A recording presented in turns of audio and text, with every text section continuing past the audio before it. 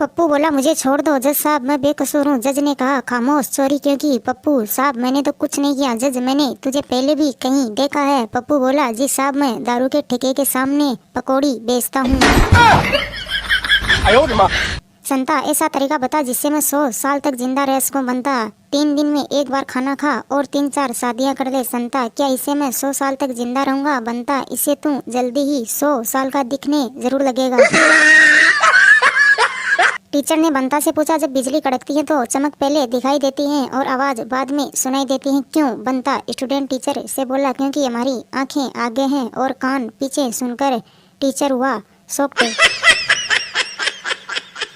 पति ने अपनी पत्नी से कहा मुन्ना कब से रो रहा है, इसे लोरी सुनाकर सुला क्यों नहीं देती? पत्नी ने पति से कहा लोरी सुनाती हूँ तो पड़ोसी कहते हैं कि भाभी जी इससे अच्छा तो मुन्ने को ही रोने दो। पति हुआ बेहोश। बेटा 2 रुपए दो, कंजूस नहीं दूंगा। बेटा दे दो दूध वाले। और मम्मी की एक बात बताऊंगा, कंजूस लो 5 रुपए जल्दी बता। बेटा दूध वाला माँ को बोल रहा था अभी तक इस महीने के पैसे नहीं दिए, कल से दूध नहीं मिलेगा। मिंटू ने चिंटू से पूछा तुम्हारा वह बेटा क्या कर रहा है जिसने बचपन में चांदी का रुपया निगल लिया था? चिंटू ने मिंटू को बताया वह बैंक में है। मिंटू बोला तब तो वह बैंक के रुपए निगलता होगा। सुनकर चिंटू हुआ शॉक्ड। पति रात को सपना देखा कि तुम मेरे लिए पसंदीदा खाना बनाकर लाई हो, अपने हाथों से खिला रही हो, खाना खिलाने के बाद मेरे पैर भी दबा रही हो। पत्नी मुझे पक्का यकीन हो गया। पति क्या पत्नी की सपना कभी अपना नहीं होता।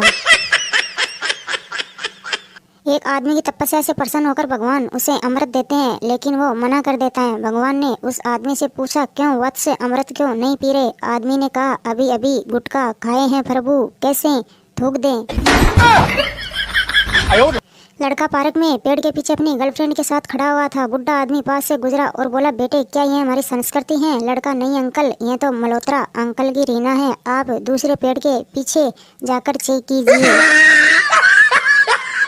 संता ने बंता से पूछा यह सदाचार क्या होता है? बंता ने संता से कहा जैसे आम का अचार होता है वैसे सादा आचार होता है। संता यह अनुशासन क्या होता है? बंता ने कहा जैसे दुशासन होता है वैसे ही अनुशासन होता है।